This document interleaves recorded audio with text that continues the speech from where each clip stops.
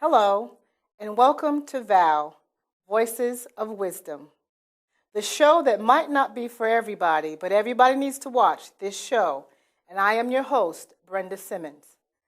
VOW is a show that I like to talk about relationships, and I like to bring information that is informative, educational, and sometimes controversial. Today, our show title is called Dear Daddy, Listen to Me. Let me just bring you a few statistics. Basically, 82.3% of African American women at some time between the ages of 18 to 24 will live in a home of absence of the biological father. I mean, living without their fathers. And we're going to talk today about the effects that has. And my guest today is Pastor Leslie Duraso. Welcome. Thank you. Welcome. How are you, my love? I am so well, thank you. Good.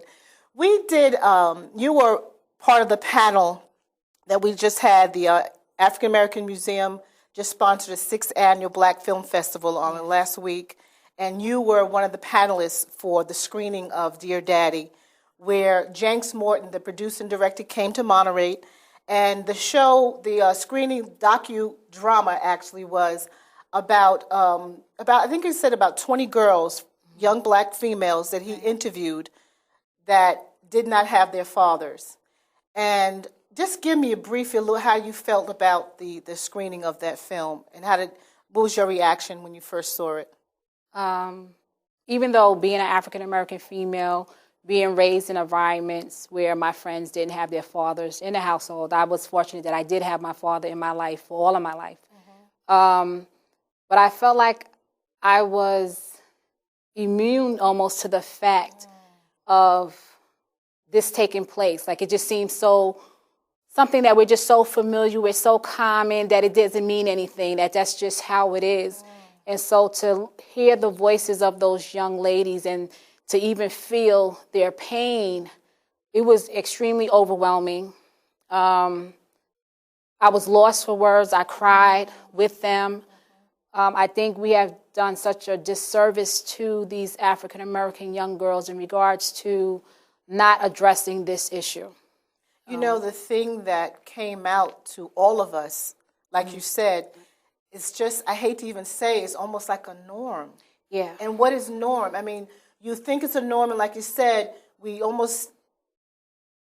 almost like something that we're used to seeing all the time, but to hear the serious effect that it's had on these young ladies was overwhelming to all of us, I believe, all of us. Yes. And Jenks Morton, who is the producer and director of this film, I believe he's understanding. I mean, I've talked to him several times prior and after this screening, and he's overwhelmed by the response. He feels like it's a calling that he has that he doesn't even feel actually probably qualified to do, but it's a calling that he feels like he has. And he's, as you can tell that day, he was very adamant as well about having all the women on the panel. And he actually sat those men down. Yes, he did. You know, and I had chose the panel myself because I thought it was a dynamic, because there was a young man on there who was pursuing his daughter. Yes. There was another gentleman on there who has a daughter, who has a relationship. So I thought that was bringing a dynamic to it, but he was so adamant that he says he wants to focus on these young girls, which I thought was just a great thing to do. I think the focus needs to stay there for right now, for many reasons. One, I think when you think of nurturers and when you think of the family, you know, the woman has played such a pivotal and instrumental role in that. And in regards to even how we shape our men, our boys to become men. And I think a lot of the effects that the African American community is suffering is the effects of the woman not in that rightful position as the nurturer, because the father's not in the household, and the effects of that in regards to low self-esteem, not knowing how to love, not knowing who to love, and then coupled with this society that has a strong emphasis on media that likes to portray images and things in such a way that desensitizes how we are as a people and who we are, that, like we said, one of the things is when he thought of this, he was like, why did it take so long? Exactly. This has existed forever. Yes, yes. And why is it that this hasn't been a statistic somewhere that's being looked at and studied and worked on? Exactly. Why is this happening? And when you think about it, unfortunately, it does come back to race. It does. It's almost an expectation that the African-American family exists in a certain way that is so different and not of the norm in regards to the mainstream society. That's okay for them. Right. That's the norm for them. That's how they live. That's how they do things, and it's all right. And it's not all right. It's not. And I think that kind of message is communicated to the African American community worldwide. Yes. That there's things that we do that are different that should be accepted. And it's not true. It isn't true. And I really applaud Jenks Morton for stepping up to the plate and seeing this as a calling and not just as a job. Yes. Or just something that needs to be done. Because when you feel like this is your calling, you have passion behind it. Absolutely. And you're going to work towards fulfilling whatever it is you believe that God has called you to do in this area. So the fact that he has just touched 20 lives says so much. Right. That's this is a movement. And I'm hoping that this is a movement. Absolutely. That just is not something that's just being done, but this starts a movement in regards to how we reach out to our young ladies, how we start getting all of those skeletons out of the closets and laying it out on the tables. Because I think history will show that most of these ladies, their mothers were the victims of the same thing, not having a male role model, their fathers in their life. Right. And so we want to stop the cycle. And I think the best thing he did was to say, let's just give their voices the opportunity to speak. Right now, we don't want to hear what the daddy has to say in regards to why he isn't or why he did.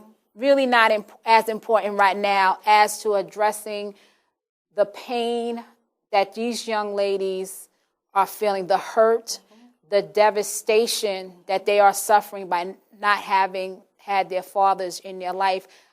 I mean, I've seen a lot of things, and I can't even really describe, I think, the type of pain that young lady was expressing. You can tell that it was something she had within her for all of her life. She was only 14 or 15, but you can see it's been there.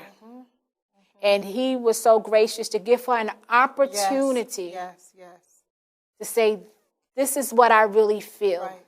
Just to update the audience, that particular night, we had between 40 or 50 young girls and a few young guys from the East Hampton High School that was at this particular screening of this docudrama. And what Pastor Leslie is talking about, it was a particular young lady there who, I think Jenks is so, like I said, I know this is his calling because we were basically talking about a topic, and he saw her sitting there crying, and he took the time out. And I think this is why, the topic is Dear Daddy, Listen to Me. He took the time out to address her and listen to her, so much so that he actually took the time out and escorted her out, took the personal time with her.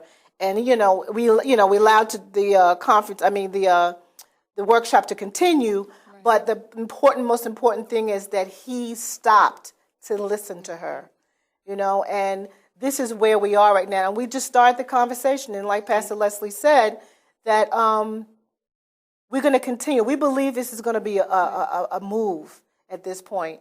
And, I also want to mention, I think we talked earlier about how we believe that some of this is a root cause from slavery time. Oh, definitely. And it's the thing that we don't want to talk about, or this is not talked about, but we need to talk about it. And we're going to talk about it today. We're going to talk about it. The reality is that our families were broken up. When we were taken as slaves, they didn't care if they didn't have the whole family. They took whomever they can take.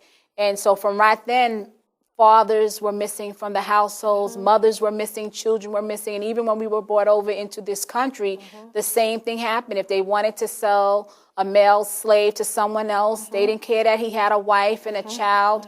They just took him away from the family. And that's a devastation that I don't know how you recover from.